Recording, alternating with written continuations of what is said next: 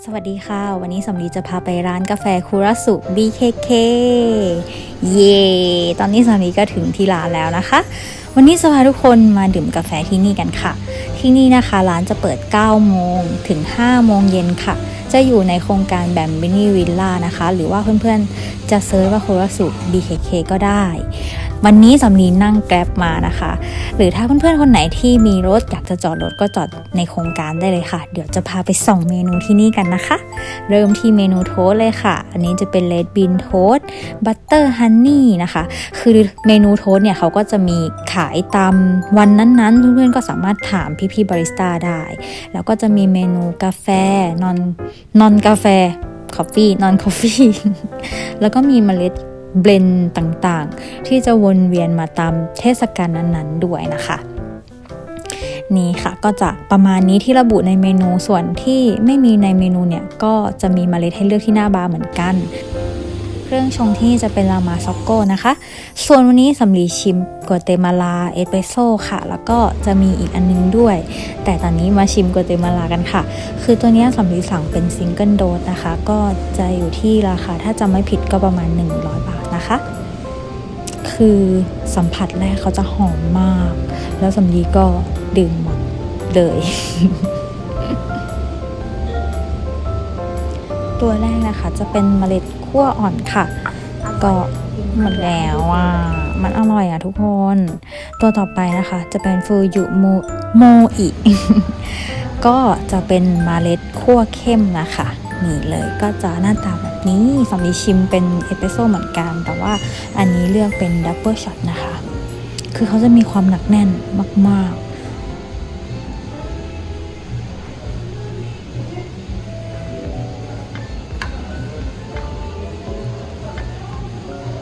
เมนูซิกเนเจอร์เมนูนะคะก็คือ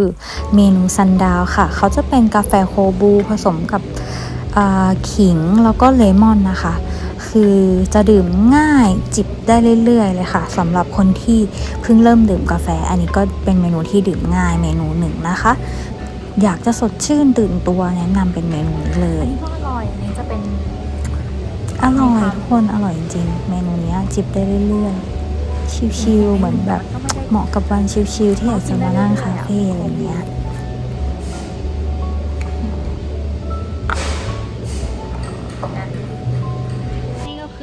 มาต่อกันที่เมนูโทสต์นะคะวันนี้สำลีเลือกสั่งเป็นเลดบีนบัตเตอร์โทสต์จะบอกว่าตัวถั่วแดงเนี่ยนะคะเขาจะไม่ได้หวานมากสำหรับเพื่อนๆคนไหนที่ไม่ชอบความหวานมากอยากกินของหวานนะแต่ฉันไม่ได้ชอบหวานมากขนาดนั้นก็แนะนำเป็นเมนูนี้เลยถั่วแดงเนี่ยละมุนกับตัวโทสต์มากๆเลยนะคะเวลาที่เรากินเราก็จะต้องตัดขนมแบบนี้ใส่ถั่วแดงลงไปแล้วก็ตักบัตเตอร์โปะลงไปนิดนึงนะคะเพื่อความอรรถรสค่ะทุกคนเอาจริงๆคืออยากจะพากแบบให้มันน่ารักอะแต่มันมาเป็นแบบนี้ได้ยังไงกินเข้าไปค่ะงำแซ่บหลาย ทุกคนที่ดูมาถึงตรงนี้ก็คงจะงงว่าสำลีเสียมูดหมดแล้วฉันอุตส่าห์อยากจะมาดูเธอในมูดน่ารักมันบ่ได้เลยแต่อยากจะแนะนำเมนูนี้จริงๆคืออร่อยมันจะไม่ค่อยหวานมากกินคู่กับกาแฟดำกินคู่กับกาแฟดำจะเข้ากันมากๆเลยนะคะนี่เดี๋ยวจะพาไปดูอีกนะคะตัดอีกหนึ่งเยอะๆบดๆจ้า Red Bean Butter Toast คือพยายามจะคุมโทนตัวเองนะแต่ว่าไม่ได้จริงๆอะมาเวนี้แล้วก็หลุดขำทุกทีขำตัวเอง ค่ะแล้วก็เราจะมาดูเมล็ดเฮาส์เบนนะคะเมล็ดเฮาส์เบนจะชื่อว่า Bangkok Blend ก็มีอุปกรณ์กาแฟขายเยอะมากเลยนะคะทุกคนคือเลือกได้ตามใจชอบเลยจะมีตัวนี้ด้วยนะออริกามิดิปเปอร์เอโรเพรสนะคะแล้วก็อีกมุมหนึ่งจะเป็นมุมไม้ชงชานะคะคือน่ารักทุกชิ้นเลยจริงๆสีที่เขาเลือกมาเนี่ยก็จะเป็นสีแบบตุนนวลนะคะเหมาะกับการซื้อไปใช้ในบาร์ของคนชิคๆคูลๆแบบเราๆค่ะทุกคน อันนี้ก็จะเป็น มุมอีกมุมหนึ่งที่เป็นอุปกรณ์กาแฟเช่นกันนะคะก็มีหลายแบบให้เลือกเลยคาลิต้าฮาริโอออริกามิและอีกมากมายนะคะก็แบบมาป้ายยากันนะคะเผื่อเพื่อนๆอยากได้ก็สามารถไปกดสั่งได้ที่คุรัสุนะคะนี่มีตัวที่ทำโคบูด้วยนะแล้วก็อันนี้จะเป็นมุมด้านหน้านะคะเขาก็จะมีอุปกรณ์ทำกาแฟโชว์วางแบบกรุบกริบน่ารักสไตล์ญี่ปุ่นนะคะ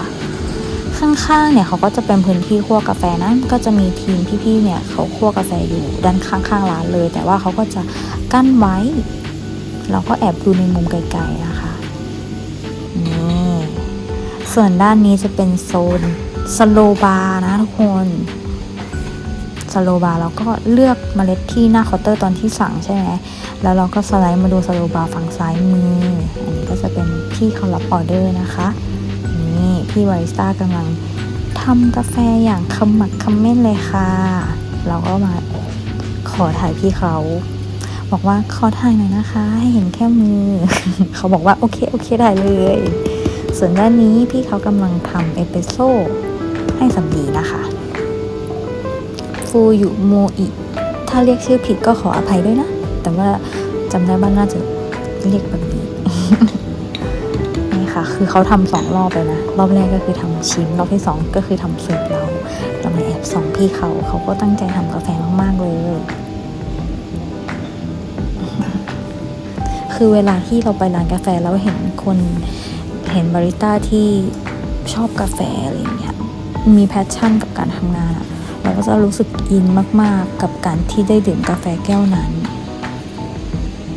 เพราะเราจะรับรู้ได้ถึงความตั้งใจในการทำกาแฟแก้วนั้นๆมาให้เราอะไรอย่างเงี้ยมีใครเป็นเหมือนสำลีบ้างไหม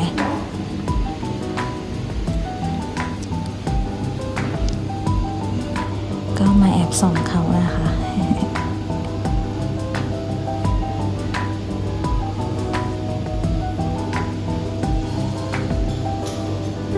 และเอสเปรสโซ่ของเราไม่ใช่แก้วนี้ไม่ใช่ของเราเป็นแก้วแรกที่บาริสต้าทำแล้วชิมเองนะคะเราก็นึกว่าเป็นของเราตั้งนาน ส่วนด้านนี้พี่เขาก็กำลังเก็บกวาดอุปกรณ์ใดๆของเขานะคะนี่กำลังคุยกันสาวจะว่าบันไดหรือยังจะเฮ็ดใหม่อีกอันซาโอเค ส่วนอันนี้นะคะก็เป็นมุมที่สาวบาริสต้ากำลังทำกาแฟกันทุกคนอาจจะคิดว่าสำลีดื่มกาแฟดิบด้วยหรอเปล่าค่ะกาแฟเขาเราเท่ ก็เป็นของลูกค้าท่านอื่นแต่สำลีขอไปถ่ายมานิดนึงอยากจะเก็บมาฝากเพื่อนๆที่ติดตามสำลีนั่นเอง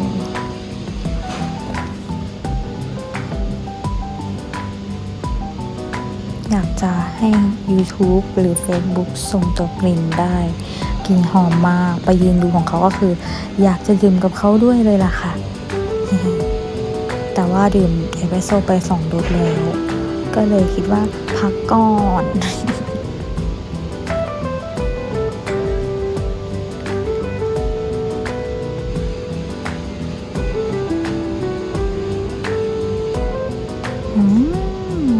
กาแฟกำลังหยดลงมา